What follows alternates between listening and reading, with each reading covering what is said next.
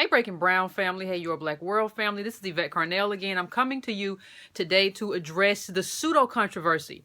And I say that because it is a fake controversy around something that Bernie Sanders said last night about black people. And Joyanne Reid of MSNBC, probably the only black person or one of the few black people still left at MSNBC after the purge. During the debate, she tweeted in response to something that Bernie Sanders said about black people or white people not having the experience of having lived in the ghetto.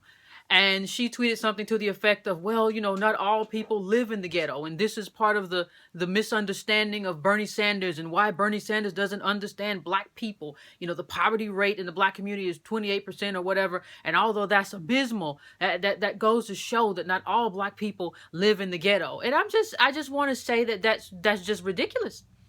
I mean, if you look at it, just look at what she says, right? The poverty rate is for a family of four is right around a little over $20,000. Okay. So even if you don't fall within that rate of being the 28% or however much who are in that category of poverty, you're still poor. Because even if you own 30 or 35,000, even if that's what you earn, you're still poor. That's still not enough to support a family of four. So just because you aren't technically included in the poverty rate doesn't mean that you're not a poor person. It doesn't mean that you're not a member of the working poor. It doesn't mean you're not living from check to check. And that is poverty. That is economic insecurity. So when it wasn't just Joy Reid, you had people like Jonathan Capehart kind of chime in here and say, well, Bernie Sanders doesn't really know how to talk to black people. Well, Jonathan Capehart is the same person who went in on black people for not knowing anything about Africa and enjoying Kwanzaa. So I don't know what Jonathan Capehart has to add here about having a conversation with black people. But let's just for all intents and purposes, let's just kind of get back to the numbers, right? So if you think about it, the middle number in terms of the average, in terms of the black family, when you look at that middle number, that middle black family probably has about $1,700 in the bank. Think about it. $1,700 in the bank means you're poor. You can't withstand any kind of upheaval. You can't lose a job. You can't do anything. That is economic insecurity. There was another study that showed that the average single black woman has $100 in her bank account, as opposed to has access to $100 in savings, as opposed to $40,000 for a white woman. You are poor. So this whole conversation that we're not poor because we have access to restaurants, so because we can eat at the same places beside white people. We can go out to eat at Ruby Tuesday, and there's a white family, and so I'm here and I'm a black person, so I'm not poor. I'm not poor because I'm doing what these other people do. And that is sort of something that has allowed us to not understand that we're poor people, because we get to do things that non-poor people do.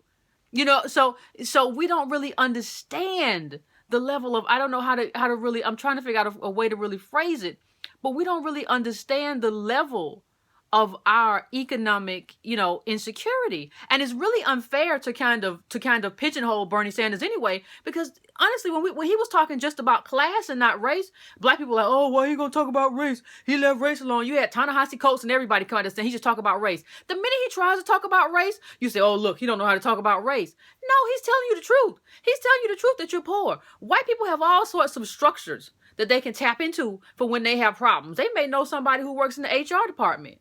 It's not always the case, but they may have some inheritance. Granny may have left them some money.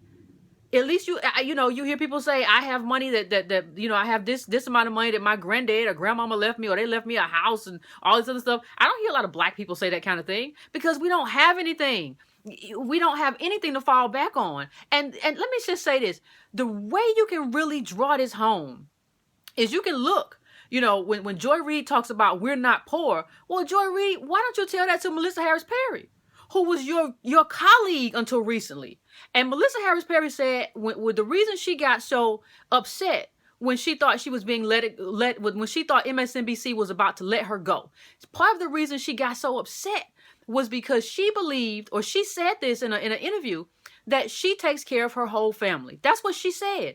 I take care of my whole family. So now Melissa Harris Perry, who was your colleague at MSNBC is telling you, I'm afraid that I'm about to fall back into poverty, or the people who are around me are going to go without because I lost my job. Because as a black person, the minute you lose your job, even if you're doing good, you're surrounded by poor people. So what happens is you always have to take care of those people. White people don't have that situation. They're not rich worrying about, Pookie got locked up and John got to go to school and all these other responsibilities. So even now, even though she's been making a good six-figure salary, Melissa Harris Perry, she herself is worried about sliding back into poverty. That's how far removed you are from poverty. And most people aren't Melissa Harris Perry. Most people aren't making six-figure jobs. Most black people are the working poor. And if you listen to the thing that really bothers me is that listening to Joy-Ann Reid really kind of takes you out of that mind frame of who you are. No, understand who you are. Understand that as a black woman, single black woman, you probably have $100 in savings. As a middle family,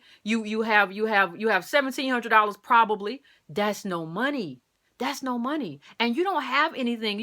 White people can tap into their whiteness.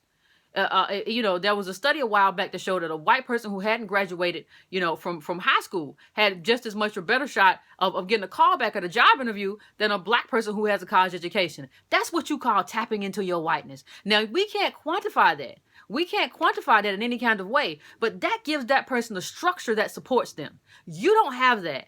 We don't have that. And so, the idea that Joy Reid is just coming out here and saying, well, we're not poor. Well, yes, you are. Lose your MSNBC job, Joy Reid, and see how not poor you are.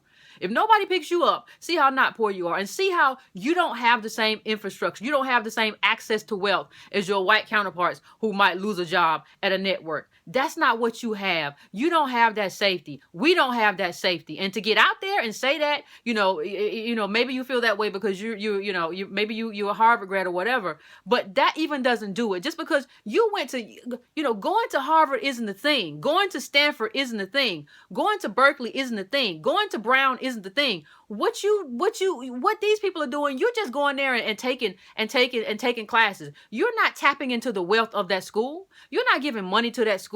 You don't know the dean at that school. You don't know people that can hook you up at the network at that school. You don't have anything at that school. They just open the door and say, yeah, let the black kid take some classes. And you feel like you're the white kid who's a legacy, who's at Harvard. You feel like you're the white kid who has a dad who just donated $25,000 to the school.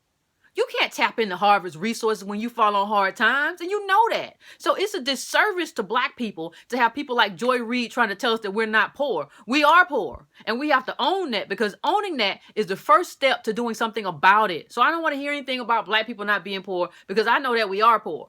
And I'm fine to say it, because I know the truth of the matter is that stuff extends all the way back to slavery. And there's just as there's a lot of wealth that came out of slavery, there's a lot of poverty that came out of slavery. And that wealth is still in the system, and that poverty is still in the system. And that's the class. That's what Bernie Sanders was trying to talk about when he was talking about redistribution and equality. But instead, these people are trying to bury him by saying he doesn't know how to talk about black people. No, he knows exactly how to talk about black people. We are poor. And just because you don't live in a ghetto doesn't mean you are not a member of the working poor. I think it's about time black people wake up.